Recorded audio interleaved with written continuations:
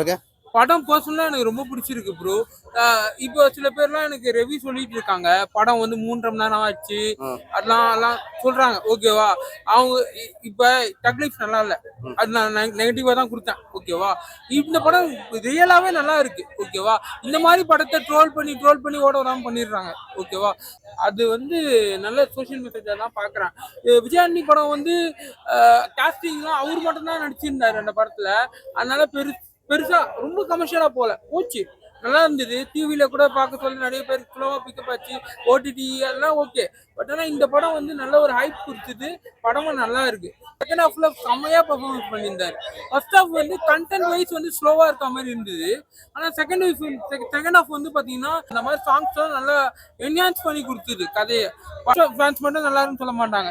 இந்த general ஆடியன்ஸ்க்கும் connect ஆகிற மாதிரி தான் இருக்கு. இந்த என்ன ஒன்று பிச்சைக்காரன் சொன்னதுதான் இதுலயே சொல்றாங்க.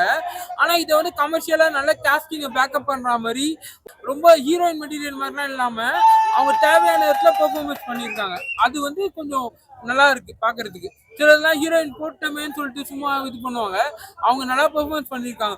இந்த அளவுக்கு பெர்ஃபார்மன்ஸ் கொடுத்ததுக்கு அவர் அந்த மாதிரி பேசலாம், தப்பே கிடையாது. அவரோட கான்ஃபிடன்ஸ் தான் அப்படி ரெஃப்ளெக்ட் ஆகுதுன்னு நான் நினைக்கிறேன்.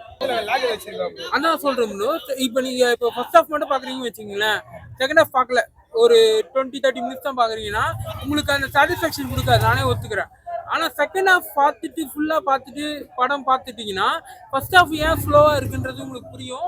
அந்த செகண்ட் ஹாஃபையும் ஃபர்ஸ்ட் ஹாஃபையும் கனெக்ட் பண்ணி பார்த்தானா அந்த புரியும் படம் செகண்ட் ஹாஃப் தான் ஃபுல்லா ஸ்டோரி இருக்கு. இல்ல ஸ்டோரி இருக்குன்னு சொல்ல, இப்போ ஃபர்ஸ்ட் ஹாஃப் பார்த்தா ஒரு ஃபுல்ஃபில்மெண்ட் இருக்காது. அது என்ன சொல்ல வந்தாங்கன்னே தெரியாது.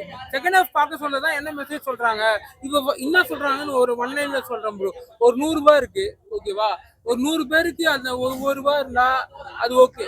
ஒருத்தர்கிட்டயே ஸ்கேம் பண்ணி 100 ரூபாய் இருக்கணும்னு நினைக்கிறத வந்து தப்பு இல்லை. அதை தான் வந்து ரெஜிஸ்டர் பண்றாங்க இந்த படத்துல.